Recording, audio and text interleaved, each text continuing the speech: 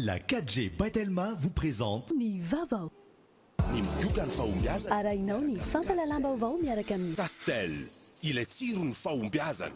Profitez des avantages de l'affichage dynamique avec SmartTop. Arao ny fampalalam-baovao miaraka amin'ny SmartTop. Ça y est! Les bonnes affaires commencent chez Batimax avec le premier déstockage de l'année. Pour tout le mois de mars, avec des milliers d'articles. Arahinao ny fampalalam-baovao miaraka amin'ny Batimax, la qualité au meilleur prix. La vache qui rit. manolotra anao ny vaovao. Tontolo andro feno sambarana.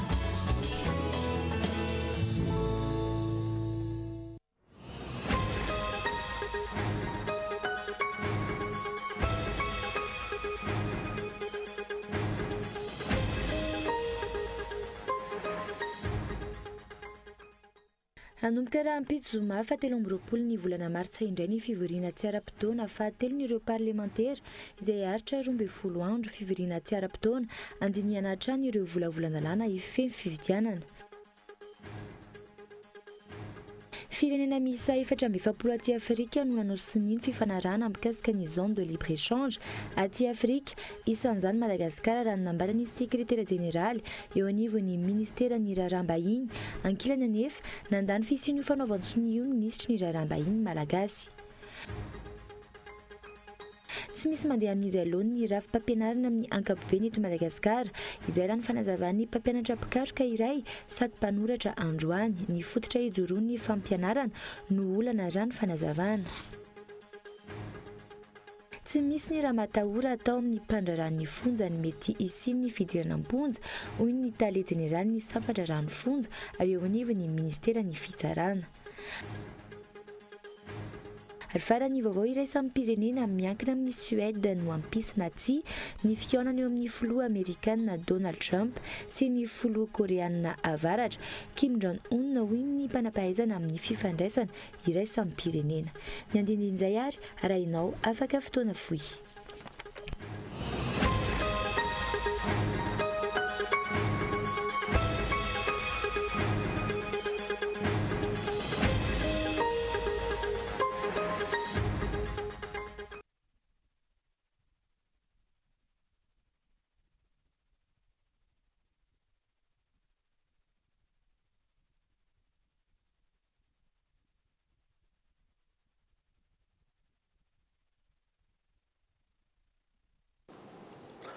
Finaritra topolasy tompoko manazanao anaraka ny fampalalam-baovao Ankolo TV hatramin'ny farany any botsika ny vaovao dia anomboka rapide soma fahatelo amby roapolo martsa indray ny fivoriana tsy ara-potoana fantelon'ireo parlementaire izay aritra 12 andro fivoriana tsy ara-potoana andiniana hatrany ireo volavolan-dalàna ifeny fividianana Rarsona Yandry.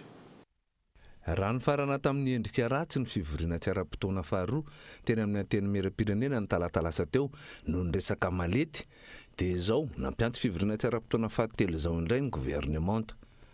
Fivoriana tsy ara-potoana fahatelo izay anomboka rapide soma fahatelo amby roapolo ny volana martsa taona 2024 izay andiniana ireo volavolan-dalàna ifeny fividianana. Ampanara-baovao maro raha tokana raina amin'ny fampanantenana amin'ny fampandraisana anjara ny rehetra ary tsy nokobonina nandritra ny vahavolana tany ireto volavolan-dalàna ifeny fividianana ireto dia tsy tokony ho nitrango izao olana safarivoro ary fandaniana ny volam-bahoaka izao. Fitapitaka slaingy ary tsy fisimy mangarahara fanampitondra azy vahematoy izao no ambara maro ho tsy isiny fifampatokisana sy fitoniana politika eto amin'ny firenena. Manambahiny sampana fampalalam-baovao amin'ny ity alina ity tsy izany fa maître Rija Rakotomalala izay mpitondra teny antoko malagasy miaramiainga miarabanao tonga so eto amin'ny sampana fampalalam-baovao lasa raisa be amin'izao fotoana izao ity lalàna amin'ny feny fividianana ity ahoana ny tena fandehan'ny tantaran'izy io no mahatonga anazy ohatr'izao. Miarabanao miaraba koa ny mpijery ny Ankolo TV androany ariva.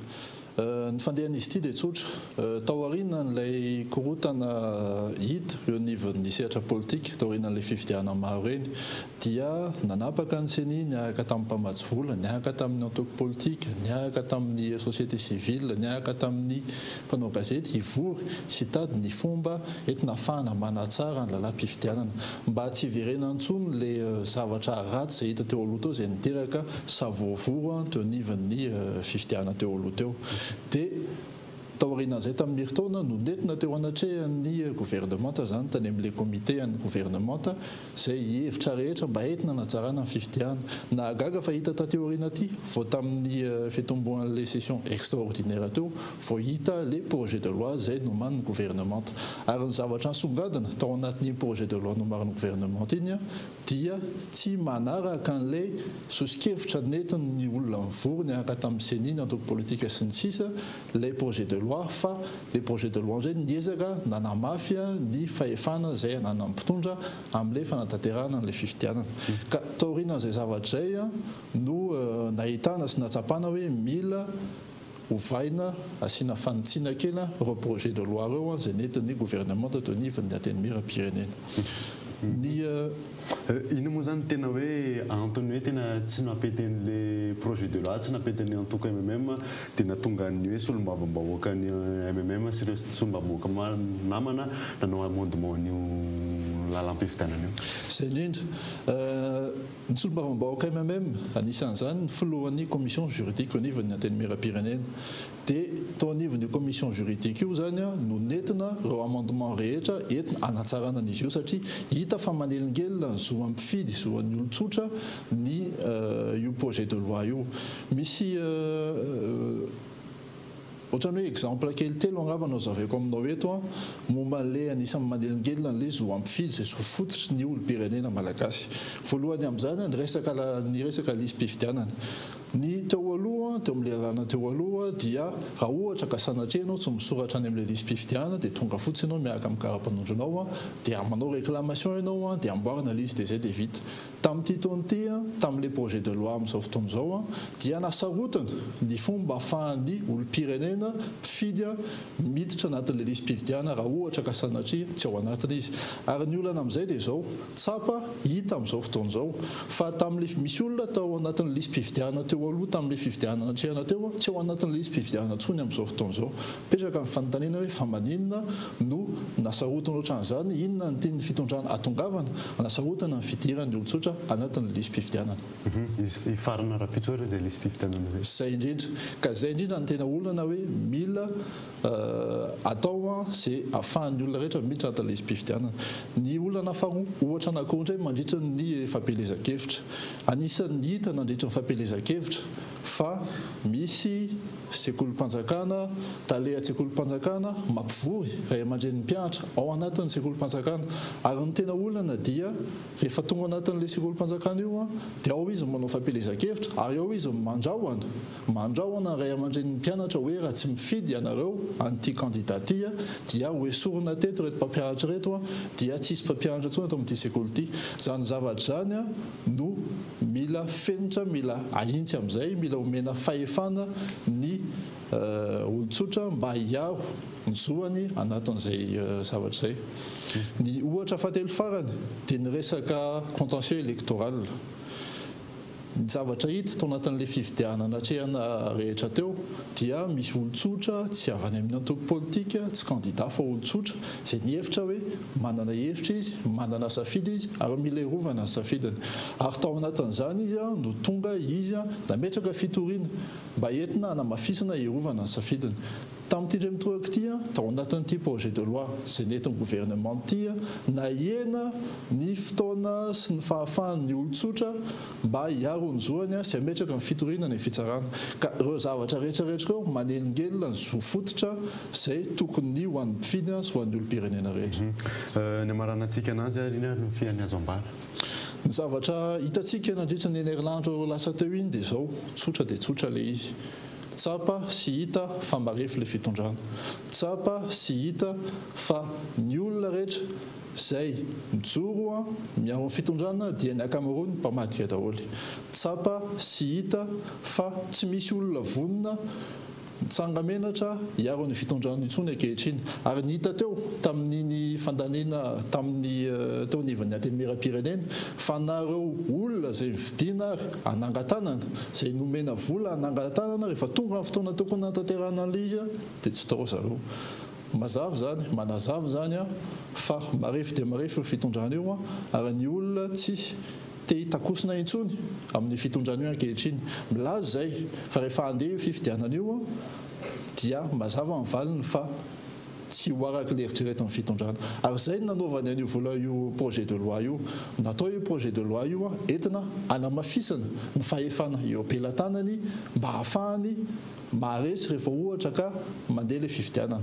Ka zay indrindra no anisan'ny joroan'ny malagasy miaramianka tao anatin'ity resabe ity hoe ilainy ny antoko politika, ilainy malagasy miaramianka ny miaro ny zoma mpifidy rehetra mba hisiny ny fifidiana mangarahara sy hahafahan'ny olona rehetra zay afaka mifidy mandeha mifidy amin'ny fifidiana io satria hoenjana dia hoenjana io fifidiana io ary ahina ny mety hisin'ny korotana aorianan'io fifidiana io raha ohatra ka sanatria manao boningerina i fitondrana io amin'izao fotoana izao. Ankasainao va teto amin'ny fampalama avao zany tondra zay fanazavana zay fa rahantsika kaikany mahakasika an'ity lalàna amin'ny fifidiana ity satria raha pitsy moa dia efa hanomboka indray ny session extraordinaire fahatelo amin'ny solomavomboaka. Misaotra betsaka. Nanozatsika ny vaovao dia hifarana raha-pitso ny fehim-potoana ahafahana manamarina na manitsy ny anarana anatin'ny lisam-pifidianana eo ny anivon'ny fokontany raha ny fanadidina natao dia miavaka ny fanatanterahana izany ho an'ny distrikany Soavamandrina faritra Itasy izay miezaka anakaiky ny vahoaka hatreny an-tsena eny Fezoro Ravaly. Fiverenany anarana indroa ao anaty lisam-pifidianana, fahadisoana anarana sy mombamomba ary adresy mazava mety vokatry ny fifindramonina. Ireo amin'ny ankapobeny no teboka hita sy nahitsy ny olom-pirenena tao amin'ny distrikany Soavinandriana tao anatin'ny lisitry ny mpifidy. Fantsiana sy fanamarinana izay farana rampitso. Niavaka ny fanatanterahana io fanamarinana anarana ao anatin'ny lisitry mifidy io ho an'ny komina sy ny fokontany mandrafitra ity distrika ity. Impressionniste dia tany amin'ny 18-19 tany février tany dia vita 20 février ny arrêtage provisoire 20 zany zay dia efa nanomboka ny zara tany amin'ireo 16 commune teto Soavamandrina sy manodidina zao nisy assemblée générale fokontany mihitsy natao hijerevany olona an'ilay liste dia misy ihany koa ohatra sy fokontany zao tsisy brotsy na sy fokontany ety dia eny amin'ny toeram-piasana eny no entina ohatra mpivarotra izy dia eo mijery ilay olona hatrany am-pivavahana raha taty hatrany am-piangonana dia nisy annonce fa izay nilazana azy fanentanany olona jereko ny listanareo mbola tsy nisy soit ro za zao fa elaela dia mbola tsy nisy fanentana ohatrany tamin'ity ngamba netra amin'izay taloha tsy nisy an'izany. Nateo aza nefa izany fanentanana izany tsy azo lazaina ho mavitrika amin'izany ireo olom-pirenena any amin'ny faritra ambanivohitra raha ny fanazavana. Ny olana nefa dia indraindray tsy mavitrika ilay olona mijery ny anarany any amin'ireny fokontany ireny dia rehefa tonga fifidianana dia miteraka fimenimenoana izay zavatra izay. Nefa ny fanentanana zany efa nisy be dia be tamin'ny haino aman-jery samihafa. Matetika aloha zany efa fombantsika malagasy ihany koa moa izay rehefa tonga efa kaikaiky ny fifidianana vao mikoropa ry zareo nefa ny raha ny fanentanana hoa efa nataonay hatramin'izay dia tena ngamba kosa efa tsy ho tsinona intsony satria zahay zany tao anatin'ny fotoana maromaro nanomboka tamin'ny 1er décembre dia efa nanao an'izay hoe cadre de concertation izay. Manodidina ny 797 hatreto ireo mpifidy ao amin'ny distrikany Soavinandriana faritra Itasy. Ho an'ireo lisitry ny mpifidy efa tafaverina eny anivon'ny distrika ao anatin'ny fantsiana sy fandikana izany ireo tompon'andraikitra ankehitriny. Tsy aivina raha ampitso no hifarana ny fehim-potoana ahafahana manamarina ny anarana ao anatin'ny lisitry ny mpifidy. Taorianany namerenana amponja ny Claudine Razaimamonjy omaly sy minisitra iray teo aloha dia mampametritra mpanontanina ny mpanara-baovao hoe aiza ho aiza ny tena adodon'ny kotrika no mbola tsy voakitikitika hatramin'izao fanadina. Mampametritra mpanontanina ny mpanara-baovao ny amin'ny hoe aiza ireo tena atidohan'ny kotrika amin'ny fanodikodonam-bola-bahoaka no mbola tsy nisy voakasika ao anatin'ny fanadihadiana hatramin'izao. Resaka subvention exceptionnelle nomena ny commune Mbomahamasina ny raharanany anjena voalohany any Razaimamonjy Claudine. Subvention exceptionnelle izay arahany rehetra malala fa ny ministry ny atany tompon'andraikitra voalohany amin'izany. Hatramin'izao anefa tsy mbola nisy ny fihainoana na fanadihadiana natao tamin'ny ministry ny atany izay sady prime ministre. Nambarany avy amin'ny Bianco omaly fa fanadihadiana momba ny fandrenana trano tsy nototosaina akory ho amin'ny ministeran'ny fifandraisan-davitra sy ny postra ankohatry ny raharam-Mbomahamasina ny nanaovana fanadihadiana ity mpanolontsain'ny filoham-pirenena mivady ity sy ilay ministra teo aloha miampy ny tale jeneraly ny tairim-bola-panjakana teo aloha ary tompon'andraiki-panjakana ambony iray. Nahoana ireo Razaimamonjy Claudine sy ireto olona telo ireo tiany no nanaovana fanadihadiana fa izy ireo tompon'andraikitra voalohany na nomentsena na ilay atidohan'ny kotrika. sa kosa rehefa miditra ao anatina tokony mpitondra azy VM ilay tena totoa dia tsy say manao fanadidina azy mibianko izany hoe misy endrika fitanelanana ny fanenjehana ireo mpanao kolokolo sy mpanodikodina amin'ny volam-bahoaka. Lafo mavao hafa kosa indray dia firenena misy efa-midraba efapolo aty Afrika no nanaoso ny fifanarahana mahakasika ny zone de libre échange. Isan'izany Madagasikara raha nambarany sekretera jeneraly eo anivon'ny ministerany raharaham-bahiny. Ankilan'izay nefa nandany fisin'ny fanaovan-tsono eo ny ministry ny raharaham-bahiny malagasy Mioramandry. Firenena efatramby efapolo amin'ireo 5 mpikambana ao amin'ny vondrona afrikanina no nanaosiny ilay fifanarahana mikasika ny fanalalahana ny fifanakalozana ara-barotra aty amin'ny continent afrikanina na ny zone de libre échange ao Mali. Isan'ireo firenena nanaosiny ihany koa i Madagasikara. Fifanarahana izay mamela malalaka ny fivezivezen'ny olona sy ny entana aty Afrika. Nanamafy izany ny sekretera jeneraly eo anivon'ny ministerany raharaham-bahiny. Tosa ao Mali tany Kigali, Rwanda. Ny fanaovana sonia ny ilay atao hoe ZLECAF zone de libre échange aty Afrika mikasika ny resaka ara-barotra zany izy io. Madagasikara zany dia anisany nanao sonia an'io fifanarahana ZLECAF io. Ny misy ezaka maromaro no miainga avy amin'izay fametrahana faritra malalaka zay amin'ny fanakalozana ara-barotra zay toy ny fametrahana fotodrafitrasa matanjaka amin'ny fifamezivezena. Ohatra antsika moa zany manosy antsika dia mazava ho azy fa ohatra ny resaka serana tsambo ohatra ny antsika ny resaka lalana atao anatiny mba ifamezivezeny vokatra. Raha ny loharaha-mbavao azo anefa nandany fanaovana sonia an'io fifanarahana io ny ministry ny raharaham-bahiny malagasy toe-javatra izay maneho ny tsy fisian'ny fifampiresahana eo amin'ireo tompona ndraiky mpanjakana eto amintsika ka mifanipaka ny zavatra ambara. Raha ny tokony ho izy, tokony ho nisy aloha ny fifampidiniana sy ny fifampirarahana tamin'ireo mpandraraha teto an-toerana mialohan'ny nandraisana fanapahan-kevitra tahaka izany. Hatreto anefa tsy mbola nisy izay fifampidiniana izay raha ny fanadihadina natao androany. Ny zone de libre échange économique continentale io zany dia taitra tokoa zahirana ary momba ny fanaovam-tsonia izay natao tany Kigali. Tamin'ny Mali no tena dia efa nandeha mitady vaovao momba ny fanapahan-kevitra ny gouvernement momba ny dia zany miandrasana zao hoe tokony mifampidinika aloha zay vao manao sonia zay aloha tokony ho izy fa tsy fantako moa ny hoe atrezany ny mitratra amin'izay sonia zay ve efa mampidisatsika malagasy ao anatin'le zone de libre échange sa hoe sonia mbola vao fanombohana fa tsy mbola misy fifanatorana na mbola tsisy zavatra andraikitra andrasana mazava amintsika amin'ny sonia iny fa zay ny zava-dehibe zany hoe le sonia iny ve efa namatotra antsika sa tsy namatotra antsika raha mbola tsy namatotra moa le izy dia afaka atao ny fifampidiniana dia aveo miara-manapa-kevitra amin'izay tolontsoa amin'ny firenena. Ho an'ireo mpahay toe-karena nanaovana fanadihadiana kosa mipetraka ny fanontaniana eo amin'ny fahavononan'ny Madagasikara hiditra eo amin'ity sehatra goavana ity. Efa nivonona vetsika adihevitra tahaka ny ahoana atraiza no efa natao zany teto amin'ny firenena alohan'iny andraisana ireny fanapahan-kevitra ireny. Raha ho anay manokana zany ao amin'ny le hoe faribolana mpandinika ny ary sy ny fiarina aloha dia mbola tsy nisy nampianto zay na hoe andeha hiady-hevitra mikasika ny fidirantsika ao anatin'ny zone de libre échange continentale africaine. Raha ny antotanisa avy eo anivon'ny ministerany raharaham-bahiny mbola ambany ny tahan'ny fifanakalozana ara-barotra aty amin'ny continent afrikanina. Izany hoe manodidina ny 920 isanjato io fifanakalozana ara-barotra io raha toa ka 70 isanjato ny fifanakalozana ara-barotra ao anatin'ny vondrona Europeanina, 20 isanjato ny any Azia ary 50 isanjato any Amerika. Mbola azo lazaina ho maivana araka izany ny fifanakalozana ara-barotra misy aty Afrika. Mbola olana mipetraka ihany koa nefa ny amin'ireo fifanarahana ara-barotra izay efa natao sonia antaonany maro. Toy ny ACP Comeza izay tsy nahitana vokany mivaingana treto. Mipetraka ny fanontaniana, aiza ny mangarahara amin'izao raharaha izao? Aiza ihany koa ny fampitam-baovao eo amin'ny samy tompona andraikitra ambony eto amin'ny firenena?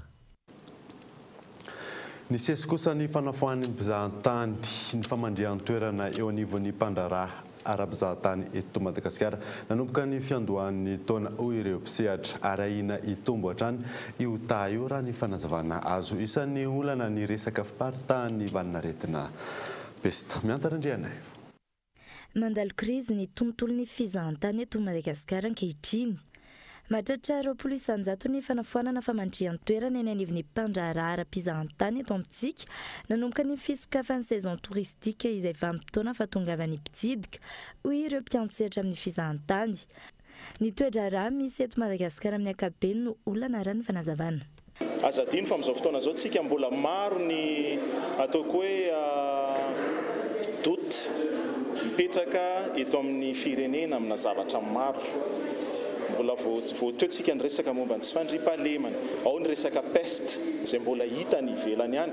Mihoatra lavitra noho ny fampahalalam-baovao tsara sy mahafinaritra avoakantsika zany ny vaovao ratsy hitan'ny olona ka ny vahiny tompoko rehefa ny vahiny oatra anazy no milaza hoe aza makany amin'ny firenena io dia tena tsy ho avy tokoa izy dia mila mihoatra noho ny ataon'ireo vahin'ireo zany fampalalana ny hoe azo antoka ny makany Madagasikara tsy tokony hisy isalasalanareo fa tongava tsy afaka manginy zay satria tena fa miatra manaina aminay ny zavatra mahazo ny fizahantany. Raha amin'ny 3 volana voalohantsika zany hoe vao hanomboka hiditra ao anatin'ny saison touristique ny efa tratran'izany dia izay no aminay ny échantillon hitondrana hoe mety anao ahoana zany ny hafaranty saison ity. Ahina noho izany ny ienan'ny mpizahantany hatrany sy ny itombon'ny fanafoanana famandrian-toerana. Miatraika amin'ny toe-karen'ny firenena mivantana nefa ny firoborobon'ny tontolon'ny fizahantany. Araka ny antotanisa teo anivon'ny CTM na ny Confédération du Tourisme de Madagascar. 500 euro ka hatramin'ny 3,000 euro ny saran'ny fivezivezena lan'ny mpizahantany iray mitsidika ny Madagasikara. Izany hoe mandina ny 1,10 tapitrisa ariary, ankoatra izay ny vola laniny amin'ny ankapobeny. Mahatratra 5 alina ireo mpizahantany nanao ny fanafoanana famandrian-toerana io hatreto. Izany hoe mahery ny 50 sy 500 miliara ariary ny vola veriny amin'ny saran'ny fivezivezena fotsiny raha ny kajikajy tsotsotra. Tsy misy zany atao concertation na ny fangatahana soskevitra na mba fifampiresahana alohan'ny anapahana hevitra goavana ho amina sehatra anankiray izay mampandroso ohatran'ny fizahantany. Ny antony dia tsotra, mety ositsika hoe mety tsy dia misy dikany zany fampiakarana ny visa tonga eto Madagasikara zany fa rehefa ho avy ny olona dia ho avy foana izy. Fa ho aminay dia tsara ny mampafantatra ny vahiny alohan'ny atongavany hoe zao ny vola ho alohanareo ho amin'ny visa na ny fahafahanareo miditra ho any amin'ny firenena anankiray. Ny information tonga eto am-pelatananay dia raha tokony 27 euro par personne zany hoe isan'olona no alohany ahafahan'ny vezivezy eto Madagasikara amin'ny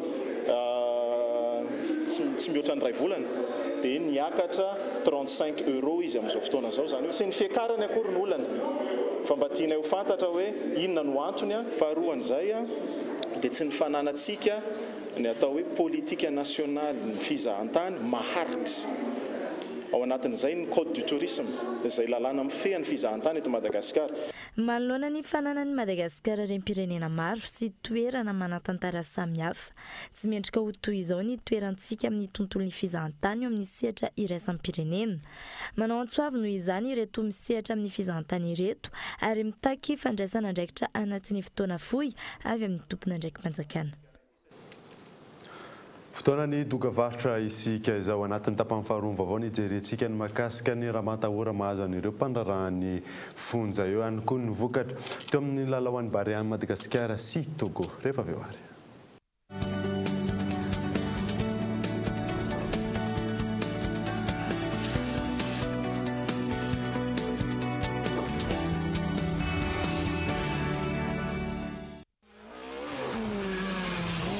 De la Fédération du sport automobile de Madagascar, le club TMF Rally vous présente le Slalom Wins 2018. Comptons pour la première manche du championnat de Madagascar des Slalom 2018. Autocross car, les 24 et 25 mars 2018 au circuit TMF IVAT. Sponsor officiel, Wins. Partenaire, entreprise Edge, Silhouette de l'Est, Clinique Anjinj. Média officiel, Cool TV.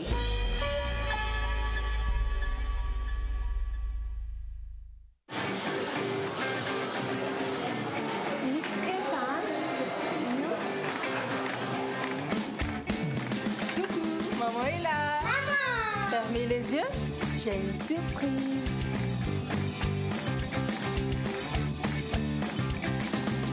Waouh, trop fort la vitesse catchée. Yes! La Powerbox by Telma, c'est extra pour toute la famille. La Powerbox by Telma, c'est l'internet 4G immédiat pour les fans de vitesse, avec 20 gigaoctets sans engagement, à seulement 149 milliards. Rendez-vous en Telma Shop. La 4G by Telma, plus de 60 villes couvertes à Madagascar. Telma, numéro 1 de l'internet à Madagascar.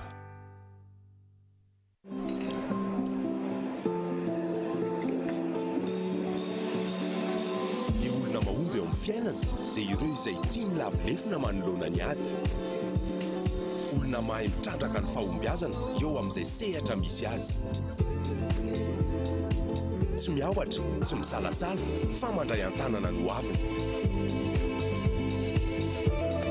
tsy ambaratelon'ireo karazan'olon'ireo ny migioka ny fahombiazana miaraka amin'ny Castel ilay tsiro ny fahombiazana efa azonao tsy vaina amin'ny endriny 5 centilitatra. Atolotry ny GM Production antsika fête tanteraka ny lundi de Pâques 2 avril 2018 ao amin'ny Coliseum miarana amin'ny Jerry Markov Fotony Black Nadia Big FG Joseph MC Melky Pressio Elodie Ninja Simona Valère Jeff Okolo Smaven Artist Guest Stan Ross Nancy Edino Vurube Sweetman Panetana Tokik Mama Sauce Mashirunaka ny vavahady dia mivoa amin'ny fitora marena sponsor officiel THB partenaire Cogelec partenaire média Cool TV. Profitez des avantages de l'affichage dynamique avec Smart Up. Renforcez votre visibilité lors des foires et salons.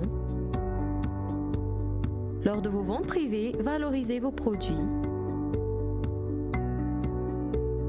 Communiquez vos soldes et promotions dans Super Promo. Tout cela à travers nos réseaux d'écran situés dans des endroits très fréquentés.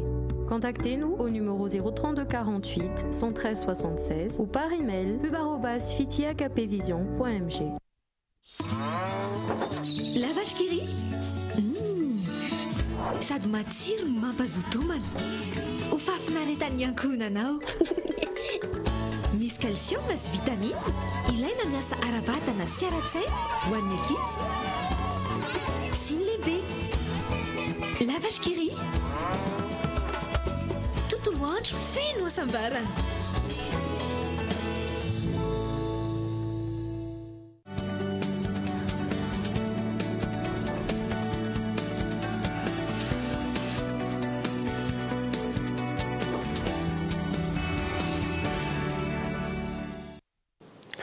Veneto amin'ny fampalalam-baovao isika tsy misy mandeha amin'izy alohan'ny rafim-pampianarana amin'ny ankapobeny eto Madagasikara izay mampanazavany mpampianatra mpikaroka iray sady mpanoratra tamin'ity androany ity nifototra ijeroan'ny fampianarana ny tena olana raha ny fanazavana azo misy larina avy fampianarana eny amin'ny ambaratonga fototra eny amin'ny ambaratonga voalohany sy faharoa ary eny amin'ny ambaratonga ambony saika zara tsy misy tanjona ny fampianarana eto Madagasikara raha ny fanazavany mpandalina momba ny fampianarana iray nanaovana fanadihadiana tsy mifanaraka amin'ny tolotra asa misy eto amintsika ny rafim-pampianarana fa indrindra ny fianarana ratovy ny mpianatra amin'izao vanim-potoana izao raha toka efa impitoniova ny endrim-panabeazana teto Madagasikara ny rafitra sy ny fandaharam-pianarana ihany anefa novoakatsik'izay fa tsy ny Ny fanabeazana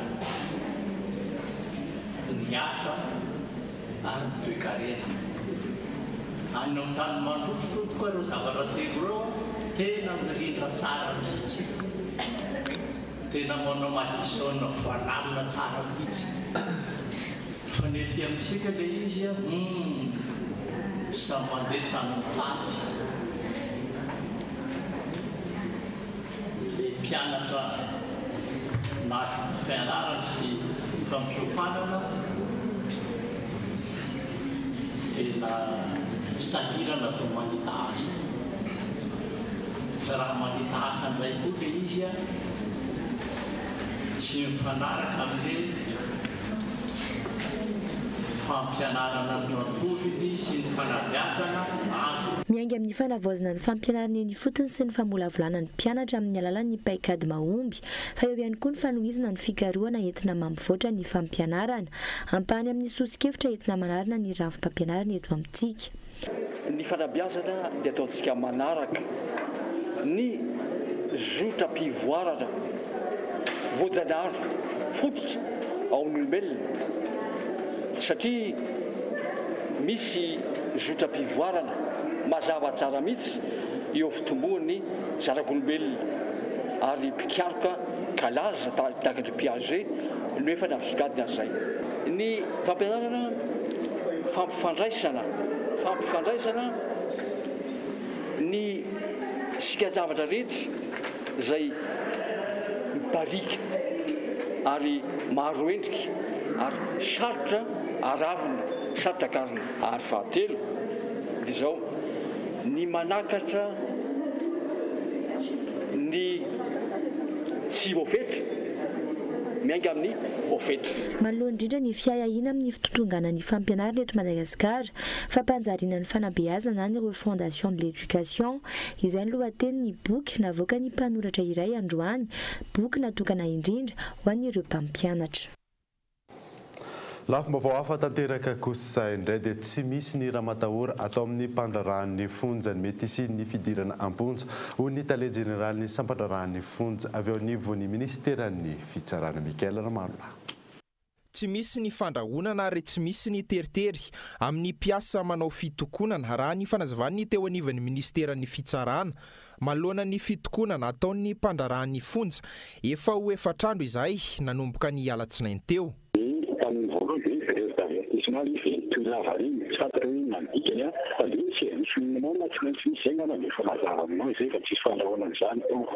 Mifanohitra tamin'ny voalazany teo anivon'ny SPAPM na ny sendekan'ny mpandrarahan'ny fonja kosa izany raha tsy ivona ny voalazan'ny filoha no maly. No efa manomboka miseho ny karazana antsunjay ataony any amin'ny ministeran'ny fitsarana. Reto ny sationan'izay antsunjay izay. Ankoatran'ny fanaovana intimidation isan-karazany izay ataondry zareo dia mahasaha mihitsy azy ny tompon'andraikitra ao amin'ny ministera. Miantso ny mpiara-miasa aminay amin'ny faritany milaza fa hoe raha tsy manatanteraka an'io ianareo dia sazy miatra enim-bolana ka hatramin'ny herintaona ny sazy omenanareo. Mitohy isan'andro ny fiaonana amin'ny solitenan'ny mpandrarahan'ny fonja sy ny eo anivon'ny ministeran'ny fitsarana. Ijerena ny olona misy saingy hatreto tsy mbola misy ny vahaolana ary mitohy hatrany ny fitokonana izay tsy mbola voafaritra ny daty fiafarany. Zaza maro kosa no nahazo fandindina maimaim-poana atao Antsirabe nandritry ny hetsika nataon'ny fikambanana les enfants du Noma. Miisa 50 ireo nahazo fizahana ary 80 kosa no nodidina maimaim-poana. Fanampinan'ny mpiarabelona kosa no natao raha ny fanazavany teo anivon'ny vondrona Stara Mikaela Ramalatra. Isan'ireo aretina ahitana fahafatesan'ny zaza maro maneran-tany ny aretina Noma izay manodidina ny 7 alina hatramin'ny 7 alina isa raha ny antotanisa avy eo anivon'ny OMS na ny Organisation Mondiale de la Santé. Ny zaza no tena ahitana izany aretina izany. Ireo teraka tsy tonga volana ny tsy fanjari-tsakafo no isan'ny antony iray mahatonga ity aretina ity. Nisy araka izany ny fitsaboana sy fandidina izay nataon'ny fikambanana les enfants du Noma tao Antsirabe ary manodidina ny 50 isa no nozahana ary 70 isa kosa tamin'izy ireo no nanaovana fandidina. Ny fandidina tahaka itony dia tena lafo ary ny tena manahirana azy dia hoe somary kelikely izy nefa ny sarosarotra kokoa no manao azy satria miankina betsaka amin'ny endrik'ilay zaza aoriana ny fandidina. Ary ny amin'ny fandidina manokana dia ny safidiny hoe ny zaza kely no didina satria anisany manala ny enatra izay manjohan'ireny zaza ireny rehefa hiditra any an-tsekoly izy ary izay zany dia manao fanambiny hoe alohan'ny idirany mianatra dia tokony ho vita fandidina ny zaza kely izay manana fahasakoa indrindra ny ataoko hoe ny sima sy ny ativava. Lafo ny saran'ny fitsaboana saingy natao maimaim-poana avokoa izany nandritra ity hetsika andiany fahatelo izay notohana ny groupe Stara ity. Ny Stara zany amin'ny lafin'izay dia manana orinasa malagasy mitsinjo ny mpiarabelona. Ohatran'ny hoe mandray anjara briky zany zahay ao anatin'izay inona moa ny anjara briky zany dia ny fandraisana tanana, ny fitaterana, ny fiantsan'ondro sy ny kojakoja ilaina mandritran'izay fotoana anaovana ny fandidina anaovana ny opération eto amin'ny faritra izay izy zavatra hainao afahana manome le opération maimaimpona ho an'ireo mpiarabelona. Fanampiana ny mpiarabelona no tena natao ihany koa nandritra ny hetsika ho iatrany ny fanazavana hamampolo n'ireo dokotera mpandidy vahiny nanoana ny hetsika ka nanao izany maimaimpona avokoa. Vaovao ara-panatanjahantena kosa indray dia totosa omano lao ara-pilalahina izay niona ny Barea-ny Madagasikara sy Togo nirava ady sala tsy nisy ny tokony rotota nandritra izay lalao izay fadidina Henri Flora. Nisaraka ady sala tsy nisy ny tokony ekipa rotonta nandritra ny lalao izay niona ny Barea de Madagasikara sy Togo maleriva tany Frantsa. Ity lalao ity dia tafiditra ao anatin'ny fanomanana ny kanina 7-2 nanindry ny Barea tamin'ny fizaram-potoana voalohany ary tena nahirana ireo Togolais izany. Fa indrisy tsy natafiditra baolina. Nandritra ny fizaram-potoana faharoa ny famalinana ny fanafiana teo amin'ny rotonta nahita somary sahiran-kirana ny malagasy. Tany amin'ny minitra fahenina 20 niditra Ivan Paulin nolana izy tsara ary nanomboka nazoena ny malagasy satria ny orona kokoa tany amin'ny ilana ankavian'ny kianja izay nisany Ivan Paulin ny fanafiana ary sahirana ny vodilarana Togolais nanoloana ny akingany Ivan Paulin. Ho antsika malagasy dia tena nisongadana ny fahamatorana vodilarana raha ny mpilalao tena namiditra kosa dia nahitana ny Bolida, Paulin ary Thomas Fontaine. Nanambara ny mpanazatra ny ekipa pirenena malagasy Nicolas Dupuis fa nafapo ny vokatra ho izy satria tsy azo tsontsoniavy ny ekipa ny Togo. Raha mpitso izy ifehikotrana ny Barea ary anarina sy anitsy ireo ilesoka nandritra nyity lalao ity. Mbola vao mianatra miaraka amin'ny lalao ny rehetra izy ka angatana ny faharetana satria amin'ny fifanina amin'ny Senegal no tena omanina amin'izao. Raha nantaniana kosa ny mpanazatra ny ekipa pirenena Togolais nanambara izy fa tena mahery fo ny mpilalao malagasy ary nanahirana azy ireo satria kinga sady mailaka. Raha ny Barea no manao kana izy dia maro ny ekipa afrikana mety ho sahirana satria manataleta ny mpilalao malagasy. Efa manao tena fantatra izao ny ekipa pirenena malagasy amin'ny fanomanana ny kanina 7-2. Iny vadiantsika maresaka iraisam-pirenena dia miankina amin'ny Suède ny ampisina tsy ny fionana eo amin'ny filoha amerikanina Donald Trump sy ny filoha Korea avaratra Kim Jong-un hoy ny manampahaizana amin'ny fifandraisana iraisam-pirenena. Fanandina. La sortie de la Maison Blanche, que le conseiller national sud-coréen à la sécurité a fait cette annonce inattendue. Nanomboka tamin'ny fandraisany teo anivon'ny Maison Blanche ny fangatahana avy amin'ny sud-coréen izay maniry ny ampiona ny filoha amerikanina Donald Trump sy Kim Jong-un. Fangatahana izay voarain'ny filoha amerikanina ary nikeny. Mampimetra-panontaniana amin'izao fotoana izao ny amin'ny hoe aiza, raha oviana ary amin'ny fomba ahoana no nanatanterahana izany fionana izany. Isan'ny voaresaka anatin'izany raha ny feo mandeha ny mahakasika ny hoavin'ny programa nokleary ny Korea Avaratra. Manana ny anjara toerany ahalavorary sy hatanteraka ity fionana ity ny firenena suédois hoy ny manampahaizana iraisam-pirenena noho izy tsara fifandraisana ara-diplomatika amin'ireo firenena roa ireo. Miandry ankehitriny ny rehetra ny amin'ny fotoana anatanterahana izany izay inona fahalovany pejy eo amin'ny politika iraisam-pirenena. Nous n'aurons pas d'autre choix que de détruire totalement la Corée du Nord. Alohan'ny sarana davena aminao ireo vaovao-songadana tamin'ity alina ity. Anomboka rapitsoma fahatelo amby roapolo martsa indray ny fivoriana tsy ara-potoana fahatelon'ireo parlementaire izay aharitra 12 andro fivoriana tsy ara-potoana izay andiniana hatrany ireo volavolan-dalàna ifeny fividianana.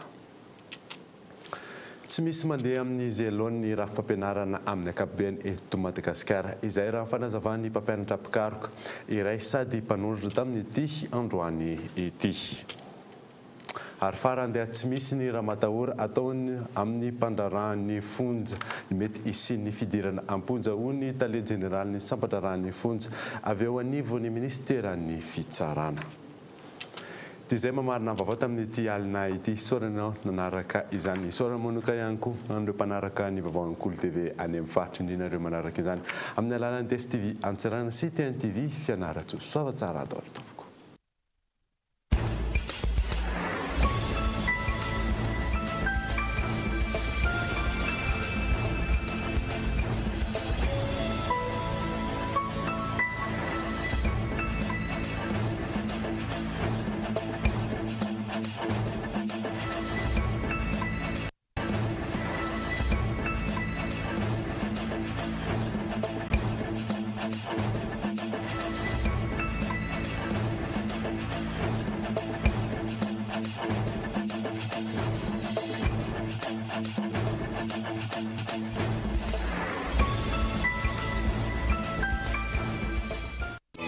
vache qui rit. Nanolotra anao teo ny vaovao. Tontolo andro feno sambarana. Ça y est! Les bonnes affaires commencent chez Batimax avec le premier déstockage de l'année. Pour tout le mois de mars, avec des milliers de... Batimax, la qualité au meilleur prix. Pastel, il est tiré faumbiazan. Profitez des avantages de l'affichage dynamique avec Smart.